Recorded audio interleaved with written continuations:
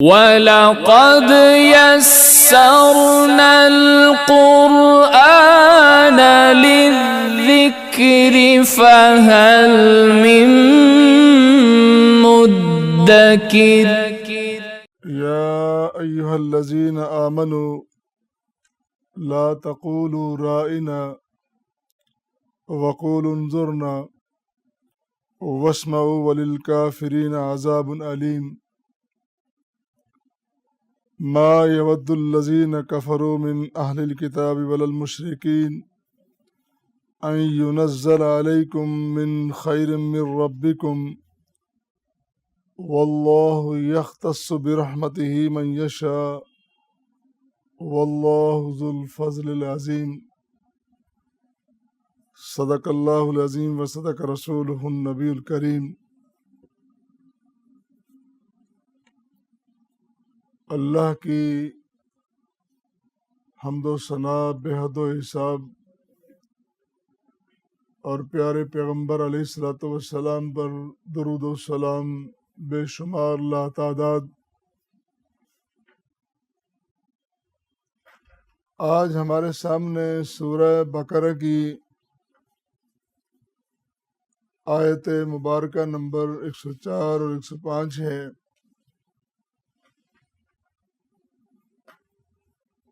ان دو آیات کی روشنی میں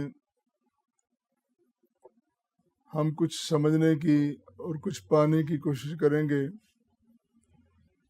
اللہ رب العزت ہمیں صحیح معنوں میں قرآن و سنت کی فہم اور بصیرت عطا فرمائے اور پھر عمل کی توفیق بھی بخشے۔ سامعین و ناظرین کرام، سورہ بقرہ کی آیات مبارکہ کی روشنی میں قوم یہود کی حماقتوں اور ان کی بے وقوفیوں اور شرارتوں کا تذکرہ چلا رہا ہے۔ رب تعالیٰ نے بڑی طوالت کے ساتھ اور بڑی فصاحت کے ساتھ اس واقعے کو بیان کیا ہے، اور غرض یہ ہے کہ ہم سابقہ قوموں کے اعمال کو دیکھیں، بلکہ ان کی بدعمالیوں کو دیکھیں، پھر ان کی ناکامیوں کو سامنے رکھیں، اور پھر آج کے دور میں اپنے راستے کا تعین کرتے ہوئے بلکہ صراط مستقیم پر چلنے کی پوری کوشش کریں۔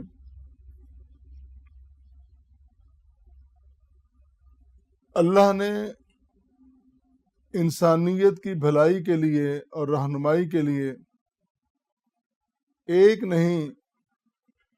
1,24,000 انبیاء کو مبعوث فرمایا، اور پھر اپنے نبیوں کو کتابوں سے، صحیفوں سے بھی نوازا، تاکہ وہ اللہ کا پیغام بنی نوع انسان تک رکھیں، اور پھر انسان اس کی روشنی میں اپنے راستے کا تعین کرے۔ یہ سلسلہ چلتا ہوا پیغمبر آخر الزمان جناب محمد مصطفیٰ صلی اللہ علیہ وآلہ وسلم تک پہنچتا ہے، اور پھر خوبصورت بات یہ ہے کہ پہلے جتنے انبیاء کرام آتے رہے وہ اپنی ڈیوٹی، اپنا فریضہ تو ادا کرتے رہے، اور ساتھ ساتھ یہ بھی کہتے رہے کہ ہمارے بعد ایک ایسا پیغمبر آنے والا ہے جو حتمی اور ختمی بات کرے گا۔ لیکن کیسی ستم کی بات ہے اور اس قوم کی بدقسمتی کی بات ہے کہ پیغمبر آخر الزمان جناب محمد مصطفیٰ صلی اللہ علیہ وسلم تشریف لائے تو بجائے وہ اپنی کتاب کی تعلیمات کے مطابق، اپنے پیغمبر کی تعلیمات کے مطابق ویلکم کرتے، خوش آمدید کہتے اور ایمان لے آتے، انہوں نے عجیب قسم کی جہالتوں اور حماقتوں کا مظاہرہ کیا، اور یہی نہیں بلکہ وہ اللہ کے پیغمبر کا مذاق اڑانے کی کوشش کرتے، استہزاء کرتے۔ آخری پیغمبر کا مقام تو یہ ہے کہ آپ کی موجودگی میں کسی اور بڑے پیغمبر کو مصلی امامت پر کھڑے ہونے کی جسارت نہیں ہے، لیکن وہ بدقسمت قوم اور بدنیت قوم، بلکہ بد انجام قوم، پیغمبر آخر الزمان علیہ السلام کی ذات اقدس کا استہزاء کرنے، مذاق اڑانے کی پوری کوشش کرتے ہیں۔ آپ کا ادب قرآن کریم نے بہت واضح طور پر بیان کر دیا، اور یہ تعین کر دیا، متعین کر دیا کہ آپ کی مجلس کے آداب کیا ہیں، آپ کے سامنے گفتگو کرنے کے آداب کیا ہیں، کس طرح الفاظ کو استعمال کرنا ہے، کس قدر آواز کو اونچا کرنا ہے، کس قدر بیٹھنے اٹھنے کے آداب ہیں، اور کس قدر آپ کے فرمان اقدس کو سننے کے بعد اس کی سماع و طاعت کس طرح کرنا ہے۔ یہ ساری باتیں ابھی ہمارے سامنے آنے والی ہیں۔ قاعدہ یہ تھا کہ جب کوئی وحی نازل ہوتی، جب کوئی حکم اور امر آتا، حضور اکرم صلی اللہ علیہ وسلم اس کو بعین ہی بیان کر دیتے۔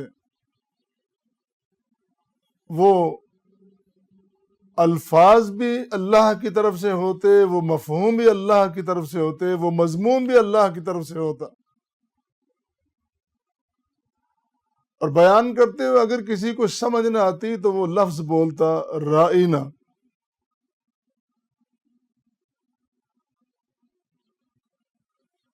رائنا اس کا معنی یہ ہے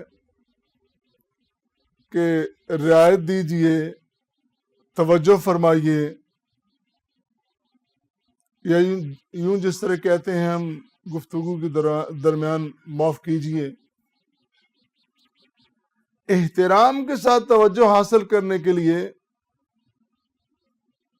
ہم نہیں کہتے کہ یہ میری بات سنیے پہلے، بلکہ کہتے ہیں کہ میری طرف توجہ فرمائیے، معاف کیجئے کہ میں نے یہ بات کرنی ہے۔ جس طرح یہ لفظ بولتے ہیں ایکسکیوز می، یا یہ لفظ ہوتا ہے کہ آئی بیگ یور پارڈن، میں آپ کی توجہ چاہتا ہوں، آپ کی معافی چاہتا ہوں۔ معنی تو یہ تھا رائنا کا، اور کس قدر خوبصورت انداز، لیکن ان کی بدنیتی اور بدعملی دیکھیے، وہ اس لفظ کو اور معنوں میں استعمال کرتے اور لہجہ ہی بدل ڈالتے۔ وہ رائنا اس کی بجائے کہتے رائنا۔ عربی سننے سمجھنے والے، پڑھنے والے سمجھتے ہیں کہ رائنا اور رائنا کہنے میں کس قدر معنی و مفہوم بدل جاتا ہے۔ وہ لفظ یہ تھا کہ یا رسول اللہ صلی اللہ علیہ وسلم میری طرف توجہ فرمائیے، اور جو انہوں نے لفظ اختیار کیا ان کا معنی ہے یہ کہ معنی کہ ہمارے چرواہے، یا دوسرے معنی میں جو دوسرا معنی کیا گیا کہ اس کا معنی رونت کے معنی میں آتا ہے، اوچھا پن کے معنی میں آتا ہے۔ کہاں اس قوم کی بدقسمتی اور کہاں پیغمبر آخر الزمان کا مقام اعلیٰ و بالا، اور ان کے الفاظ دیکھیے وہ کیا اختیار کر رہے ہیں۔ دوسری جگہ قرآن کریم میں اللہ نے فرمایا من الذین ہادوا یحرفون الکلم عن مواضعہ ویقولون سمعنا وعصینا واسمع غیر مسمع، کہ یہ قوم یہود جو کلمات کو ہی، الفاظ کو ہی، اس کے ترجمہ مفہوم کو ہی بدل ڈالتے ہیں، اور وہ کہتے ہیں ہم نے سنا اور نافرمانی کی، کہنے کے بجائے ہماری بات سن، اور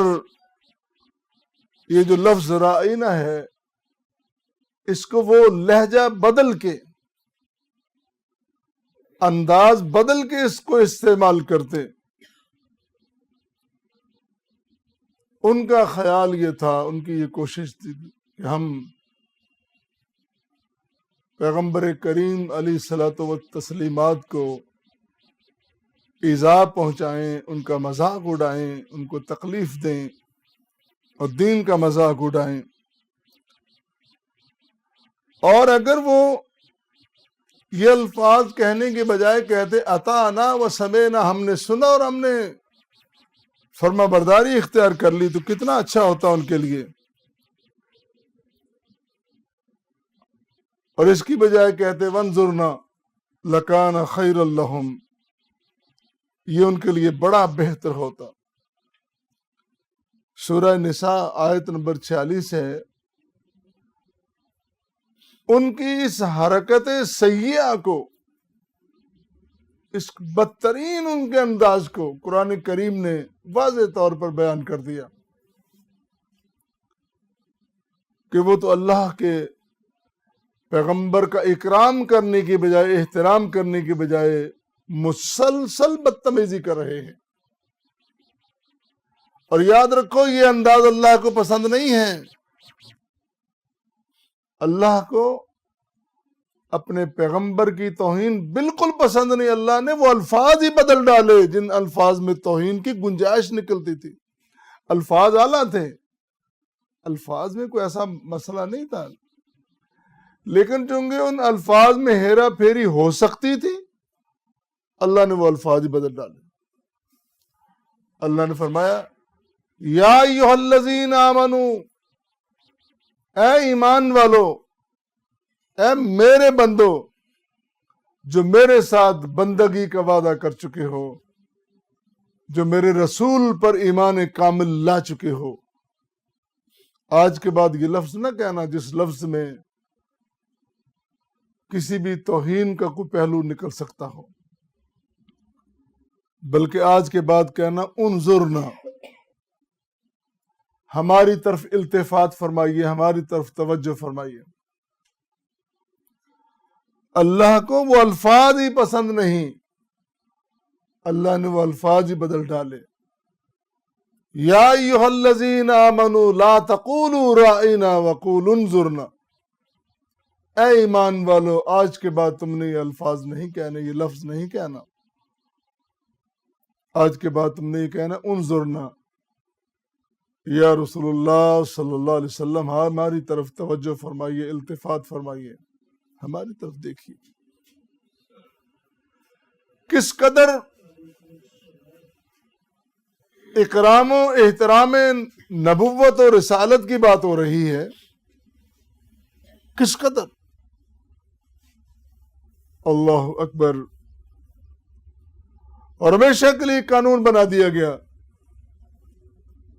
کہ تم تو الفاظ کی ہیرا پھیری کرتے ہو نا، یاد رکھو لا تجعلوا دعاء الرسول بینکم کدعاء بعضکم بعضا، تم نے کبھی بھی پیغمبر محترم کو اس طرح نہیں بلانا جس طرح عام لوگوں کو ایک دوسرے کو مخاطب کرتے ہو۔ عام ایک دوسرے کو بلانا، متوجہ کرنا بالکل اور مسئلہ ہے، لیکن پیغمبر آخر الزمان کے ساتھ جب گفتگو کرنی ہے تو اس کے آداب بھی بڑے مختلف ہیں، قانون بنا دیا اور فرمایا رائنا نہیں کہنا، انظرنا کہنا ہے، اور لا تجعلوا دعاء الرسول بینکم کا دعاء بعضکم بعضا، عام لوگوں کی طرح ایک دوسرے کو بلانے کی طرح تم نہیں بلانا پیغمبر مکرم کو۔ اور یہ بھی یاد رکھو مقام ادب یہ ہے کہ لا ترفعوا اصواتکم فوق صوت النبی، لا ترفعوا اصواتکم فوق صوت النبی، تم پیغمبر محترم کی، نبی مہربان کی مجلس میں آؤ، تمہاری آوازیں نیچی ہونی چاہیے، مدھم ہونی چاہیے، میرے پیغمبر کی آواز سے بڑھ کر اونچی آواز کسی کی نہ ہو، قطعاً کسی کو اجازت نہیں، اللہ نے قانون بنا دیا۔ قانون یہ ہے کہ رائنا بھی نہیں کہنا، ایک دوسرے کو بلانے کی طرح اس طرح پکارنا بھی نہیں ہے، اور آپ کی آواز سے اونچی کسی کی آواز نہ ہو۔ لا ترفعوا اصواتکم فوق صوت النبی، اس کا مطلب ایک اور بھی ہے، ایک تو ہے نا کہ آواز نہ بلند ہو، دوسرا یہ ہے کہ جہاں پیغمبر مکرم کا فرمان اقدس آ جائے، آپ کی حدیث مبارکہ آ جائے، آپ کا قول جمیل آ جائے، اس کے بعد کسی کو اجازت نہیں ہے کہ وہ اپنی بات کر سکے، اور کسی فرد کو اجازت نہیں کہ وہ کسی اور کی دلیل پیش کر سکے۔ آپ کے فرمان کے بعد، آپ کا فرمان اقدس حتمی اور ختمی ہے، اس کے بعد کسی کو کوئی اجازت اور گنجائش نہیں ہے کہ وہ کسی دانشور کی، کسی امام کی، کسی خطیب کی، کسی فقیہ کی، محدث کی، کسی کی بات کو پیش کرو۔ لا ترفعوا اصواتکم فوق صوت النبی، سب سے بلند و بالا فرمان اقدس صرف اور صرف پیغمبر محترم کا، نبی مہربان علیہ الصلوۃ والتسلیمات کا ہوگا۔ اللہ نے یہ قانون بنا دیا۔ اور یہاں ایک بات اور بڑی خوبصورت بات ان الفاظ میں یہ بھی ہے، اللہ نے صرف اپنے پیغمبر مکرم کے اکرام، احترام اور تکریم کو معین نہیں کیا، مقرر نہیں کیا، بلکہ امت مصطفیٰ کو بھی ایک منفرد مقام عطا کیا ہے۔ فرمایا کہ جس طرح میرا نبی محترم ہے، میرے نبی کی امت بھی اسی طرح محترم ہے۔ یہاں پہ ایک بڑا مفسرین نے باریک نقطہ بیان کیا ہے، بلکہ حضرت عبداللہ بن عباس کی روایت امام رازی بیان کرتے ہیں، وہ کہتے ہیں کہ جب تورات میں یہود کو پکارا جاتا تھا تو ان کو کہا جاتا ہے یا ایھا المساکین، اے مسکینوں، اے مسکینوں، ان کو پکارا جاتا تھا مساکین کے نام پہ، یا ایھا المساکین۔ اور پھر بالآخر ایسا ہوا، اس قوم کے مقدر میں یہ بات آئی، ضربت علیہم الذلۃ والمسکنہ، ذلت اور مسکنت ہمیشہ کے لیے ان پر مسلط کر دی گئی۔ لیکن یہ جو آخری قوم، آخری امت، امت مصطفیٰ ہے، امت محمدیہ ہے، اس کو اللہ کریم پکارتے تو کہتے یا ایھا الذین آمنوا، اے ایمان والو، اے اللہ پر، اللہ کے رسول پر ایمان رکھنے والو، تقریباً 88 مرتبہ قرآن کریم میں یہ الفاظ آئے ہیں یا ایھا الذین آمنوا. بلکہ یہاں ایک اور نقطہ بھی بیان کیا گیا کہ جب اس انداز سے تخاطب ہوتا مومنوں کو یا ایھا الذین آمنوا، تو مومن منتظر ہوتے کہ آج اللہ کی طرف سے کوئی خاص بشارت آ رہی ہے، کوئی خاص مہربانی عطا ہو رہی ہے. اللہ نے اپنے پیغمبر کا مقام بھی بیان کر دیا اور پیغمبر کی امت کا بھی بیان کر دیا. ظاہر ہے لیڈر جتنا محترم ہوگا، لیڈر کے فالوورز اور اس کے کارکنان بھی اتنے محترم ہوں گے. اللہ اکبر، اللہ اکبر. اور اب قوم نے یہ منتخب کرنا ہے، کیا واقعی ہم محترم ہیں؟ کیا ہم واقعی اکرام کے قابل ہیں؟ جس طرح پیغمبر کریم علیہ الصلوۃ والتسلیمات نے اپنے ساتھیوں کو محترم بنایا، جو ایک معیار مقرر کیا دیگر اقوام میں، کہ آج امت محمدیہ، امت مصطفیٰ اس مقام کی حامل ہے. کیا ہم اپنے کردار کو پیش کر سکتے ہیں؟ اپنے تعلیمی نصاب کو، اپنے معاشی نصاب کو دنیا میں پیش کر سکتے ہیں کہ ہم بڑے محترم ہیں؟ اپنی دیانت و امانت و صداقت کو ہم دنیا کے سامنے رکھ سکتے ہیں کہ ہم بڑے محترم اور مکرم ہیں؟ یہ سوال ہے. قرآن کس لیے آیا ہے؟ قرآن زندگیوں میں انقلاب پیدا کرنے کے لیے، زندگیوں میں اضطراب پیدا کرنے کے لیے، ایک جستجو پیدا کرنے کے لیے قرآن آیا ہے. ہماری جستجو بھی گئی، ہمارا اضطراب بھی گیا، ہمارے اندر انقلاب کی ساری رمق ختم ہو گئی.